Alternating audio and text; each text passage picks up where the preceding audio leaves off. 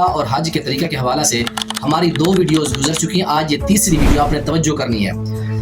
جب آپ عمرے کرنے کا، سب سے پہلے ہم عمرے کا طریقہ بیان کریں گے. جب آپ عمرہ کرنے کا پروگرام بنائیں تو سب سے پہلے اپنی نیت کو خالص کر لیں. اللہ تعالیٰ قرآن پاک میں فرماتے ہیں کہ وَمَا أُمِرُوا إِلَّا لِيَعْبُدُوا اللَّهَ مُخْلِصِينَ لَهُ الدِّينَ. جو بھی نیک کام کرو نیت خالص کرو کہ یہ کام ہم نے اللہ کے لیے کیا ہے.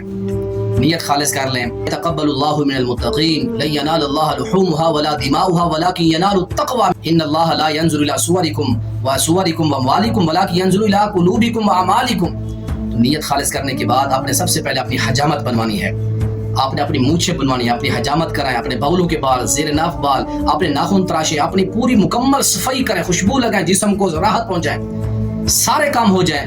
آپ عمرہ کی تیاری کے لیے جب بالکل تیار ہو جائیں تو آپ نے سب سے پہلے کیا کام کرنا ہوتا ہے؟ احرام باندھنا ہوتا ہے. احرام کی 2 چادریں ہوتی ہیں. ایک چادر جو ہے آپ نے سر کو ننگا رکھتے ہوئے آپ نے کندھوں کو ڈھانپ کر چادر اپنے اوپر والے حصے پر لینی ہے، اور دوسری چادر جو اس کے ساتھ آپ نے تہبند باندھنا ہے. عورتیں جو ہیں وہ اپنے عام کپڑوں کے اندر رہیں گی. عورتوں کے لیے کوئی خاص یا مخصوص لباس نہیں ہے. جب آپ احرام باندھ رہے ہیں تو آپ نے نیت عمرے والی کرنی ہے. آپ نے جب احرام باندھنا ہے تو آپ نے پڑھنا ہے اللہم لبیک عمرہ. یہ بخاری مسلم کے اندر الفاظ ہیں. آپ نے یہ الفاظ پڑھنے کے بعد احرام آپ نے باندھ لیا، 2 چادریں باندھ لی. آپ نے تلبیہ کے الفاظ پڑھنے ہیں لبیک اللہم لبیک لبیک لا شریک لک لبیک ان الحمد والنعمت لک والملک لا شریک لک. یہ بخاری شریف کے الفاظ ہیں، آپ نے یہ پڑھنے. جب احرام باندھ لے تو آپ نے کافی ساری چیزوں سے پرہیز کرنا ہے.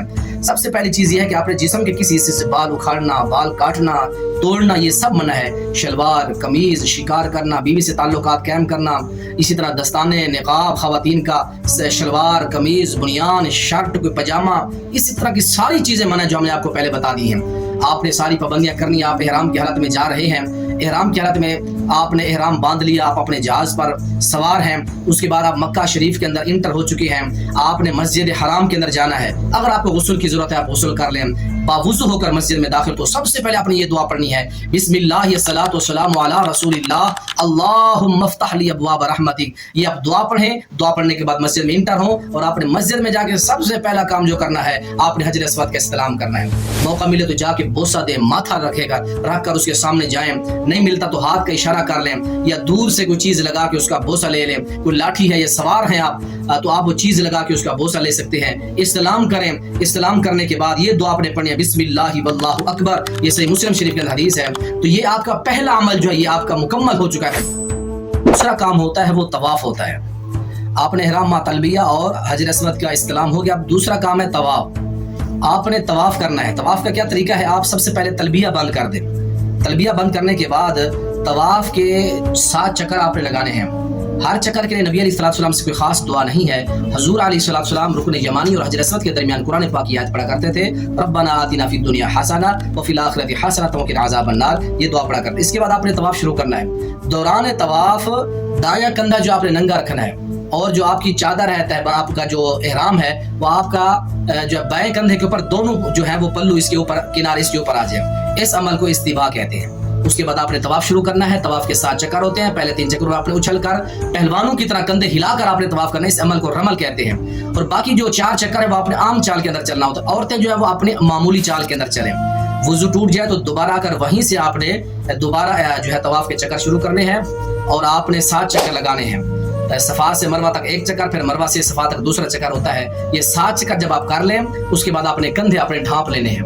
مقام ابراہیم پر آپ نے جانا ہے. وہاں بھی آپ کے کندھے ننگے نہیں ہونے چاہیے، ڈھکے ہوئے ہوں. اور صفا مروہ کی جو صحیح کرنی ہے وہاں بھی آپ کے کندھے ننگے ہونے چاہیے. یہ عمرہ کے اندر دوسرا عمل ہے. آپ نے جب طواف کے 7 چکر لگا لینے اس کے بعد آپ نے مقام ابراہیم پر جانا ہے. مقام ابراہیم پر جا کر واتخذوا من مقام ابراہیم مصلی، ممکن ہو تو مقام ابراہیم کے پیچھے یہ گولڈ کی ایک جالی جو نظر آ رہی ہے اس جالی کے اندر وہ پتھر ہے جس کے اوپر حضرت ابراہیم علیہ السلام نے کھڑے ہو کر بیت اللہ کی تعمیر کی تھی. یہ آپ اس طرح آپ کے اور بیت اللہ کے درمیان یہ گولڈ کا یہ جو جالی ہے یہ آپ کے درمیان ہونی چاہیے اگر ہو سکے. اگر یہ ممکن نہیں ہے تو بیت اللہ میں مسجد حرام میں جہاں آپ کو جگہ ملے آپ نے 2 رکعتیں پڑھنی ہیں. پڑھنے کا طریقہ کیا ہے؟ پہلی رکعت میں فاتحہ، اس کے بعد قل یا ایھا الکافرون، دوسری رکعت کے اندر فاتحہ قل اللہ پڑھیں اور نماز پڑھنے کے بعد جو آپ کے جی میں دعا آتی ہے وہ دعا کریں. دعا کوئی خاص اللہ کے نبی نے نہیں مانگی، جو آپ کی ضرورت اور حاجت ہے آپ مانگ سکتے ہیں. اس کے بعد دوبارہ استلام کا موقع مل رہا ہو تو آپ کر لیں. اچھا یہ 3 عمل ہو گئے. چوتھا عمل کیا ہے؟ آپ نے زمزم پینا ہے. आपने मकाम इब्राहिम की 2 रकते पढ़ने के बाद आप कूलर जो भरे पड़े हैं ये जमजम के वहां जाए, जमजम पिए और अपने सर के ऊपर डालें। ये अल्लाह के नबी अलैहिस्सलाम की सुन्नत और आपका इरशाद मुबारक है कि ताम तुअमिन व शिफा सुकमिन, ये भूखे के लिए खाना है, बीमार के लिए शिफा है। पानी वगैरह पी लें तो उसके बाद फिर 5वां काम होता है सफा मरवा की सही। 5वां अमल है जमजम का पानी पी लें, फिर आपने सही के लिए आपने सफा का रुख करना है। सफा के ऊपर जाकर आपने कुरान पाक की आयत पढ़नी है, इन्न सफा वल मरवा मिन शाइरिल्लाह, और इसी तरह आपने पढ़ना है कि अबदउ बिमा बदा अल्लाह। और ये पढ़ने के बाद आपने किबला की तरफ रुख करना है और दोनों हाथ उठाकर आपने 3 मरतबा ये दुआ भी आप पढ़ सकते हैं, अल्लाहु अकबर अल्लाहु अकबर अल्लाहु अकबर ला इलाहा इल्लल्लाहु वहदहु ला शरीका लहु लहुल मुल्कु वलुल हम्दु युहयी व युमीत व हुवा अला कुल्लि शैइन क़दीर। उसके साथ आपने तीसरी ये दुआ भी पढ़ सकते हैं, ला इलाहा इल्लल्लाहु वहदहु अनजज़ वअदहु व नसर अबदहु व हज़म अल अहज़ाबा वहदा। मुस्लिम शरीफ के अंदर हदीस पाक है। फिर उसके बाद आपने 7 चक्कर लगाने हैं। सफा से मरवा तक 1 चक्कर होगा, फिर मरवा से सफा तक दूसरा चक्कर होगा। तो आपने ये 7 चक्कर लगाने। ये जो साई दौड़ है ये मर्दों के लिए, खवातीन अपनी आम चाल के अंदर जो है सफा मरवा की सही करेंगे। और उसके साथ मर्द हजरात जो है एक सबज लहर से दूसरी सबज लहर के दरमियान ये चक्कर होते हैं सफा मरवा की सही के, इसी के दौरान आपने चक्कर लगाने हैं। आखिरी और छठा अमल वो क्या है, हलक या तकसीर। अपने सर के मुकम्मल बाल मुंडवा लें या आप जो है छोटे करा लें। हलक यानी सर को बिल्कुल मुंडवाना, इस अमल करने वाले को अल्लाह के रसूल अलैहिस्सलाम ने अल्लाहुम्मा अरहमल मुहल्लिकीन, अल्लाह जो सर को मुंडवाते हैं अल्लाह उनके ऊपर रहम व करम फरमा।